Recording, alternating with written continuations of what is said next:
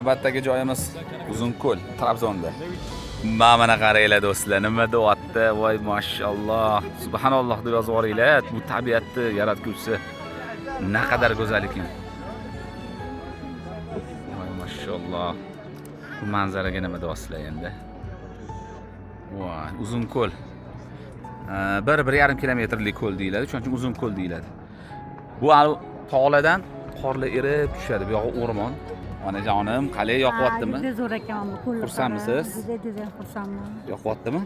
Chiqqan mo'jizalari deb ular. Qarang, yoqyaptimi onam? Mazza qilyapsizmi? Juda chiroyli. Mana buni ko'ryapsizlarmi? Ko'rish kerak kelib. Hammaga tavsiya qilamiz. Uzunko'l, Trabzonda, Turkiya. Bunaqa manzara, bunaqa ob-havo yer yuzida yo'q menimcha. Mashalloh. Tanigan, tanimaganlarga salom. Sizga nasib bo'lsin. Kelinglar.